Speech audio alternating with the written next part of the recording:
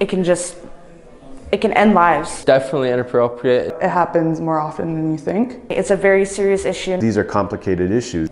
I don't think I have recovered fully. And it has affected many generations. I don't know a way to stop sexual violence because it's so common. It's a tough subject because it's not very talked about. People don't understand what they're doing. People don't understand the seriousness of what they're committing. It's so tough because it happens to our kids in our own communities. Sometimes family members, these are people that are close to us, maybe a brother, a sister. It's not just Aboriginal people that go through this type of violence.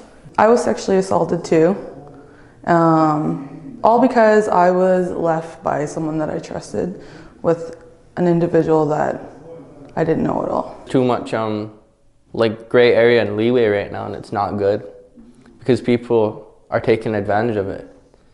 They may be also suffering from mental health issues. I think sexual violence against anyone, it's just been so normalized. Like people don't take it seriously, and people have this mentality of thinking that it's just normal, you know? Like if a girl expresses herself by dressing a certain way, she's asking for it.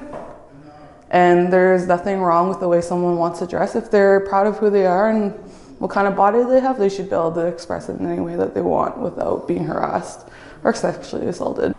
You know, everybody gets involved.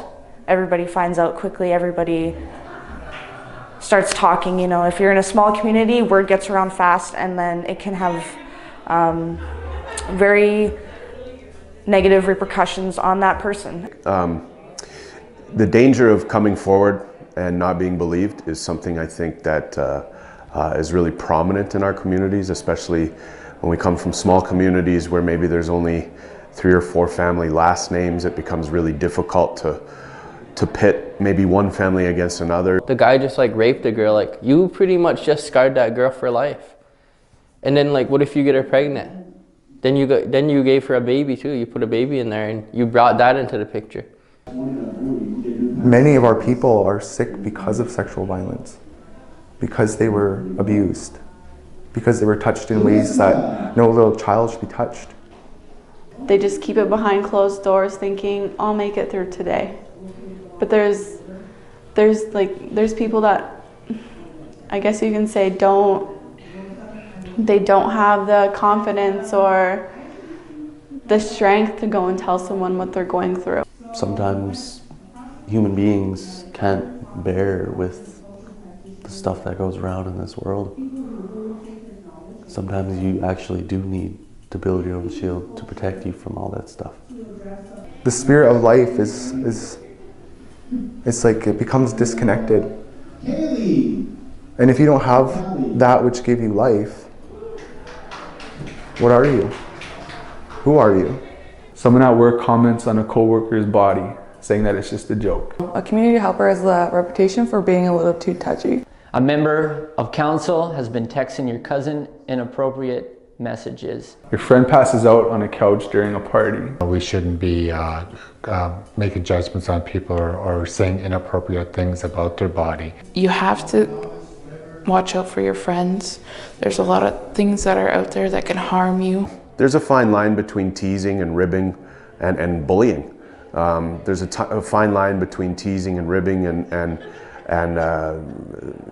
like a creepy sexual comment. Some people abuse power, you know. Maybe it's something that happened to them in their past that they haven't dealt with yet. So I think we need to like look beyond like what their position is and look to who they are as a person. You know, if I had a friend that was at a party and they fell asleep, I wouldn't leave them there. I'd definitely check up on them.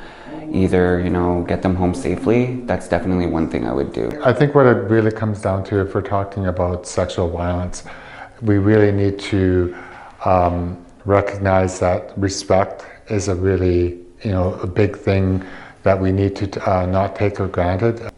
I think we should be looking at it in a way that we're honoring not only ourselves but honoring our community and taking care of each other. I don't think we could ever like fully protect our children from this world, but we can help prepare them, you know? help give them insight as to what to watch out for, you know, what to be aware of.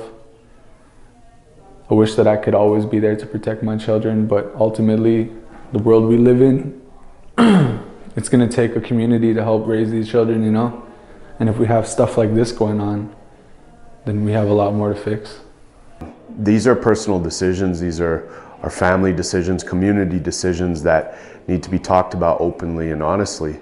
And we have to find the mechanisms to do that. There's no point in pretending it's not happening.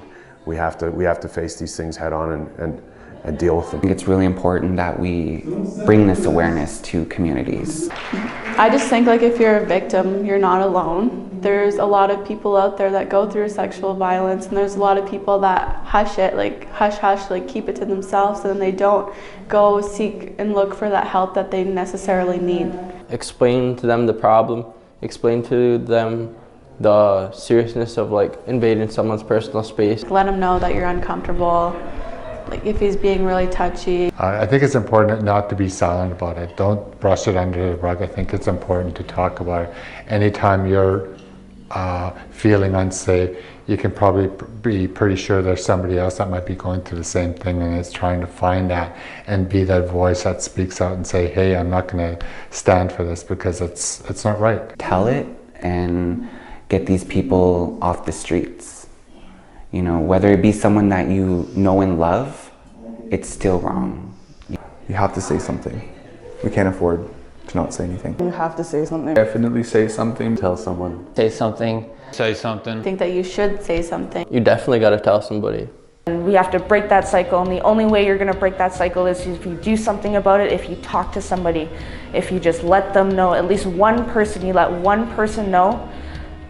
That can be the start of a whole journey, and it'll be a tough one. It'll be a very tough journey, but you know, once you get there, it's a very, very rewarding thing. I'm learning to accept the things that have happened to me in my past, and I'm learning to forgive others for what they have done for me, but not for their sake, because I want to forgive them for me, you know?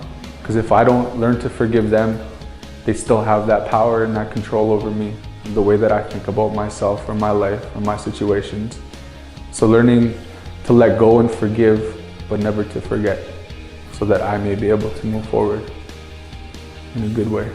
Just keep your head up and always think positive. Look at life as an opportunity and not an obligation.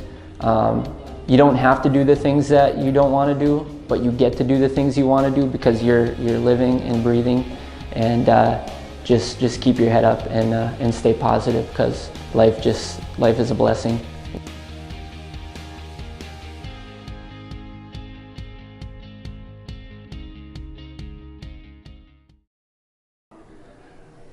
We all have masks on all the time, you know. I'm just slowly starting to take them off and reveal like the person that was always meant to be.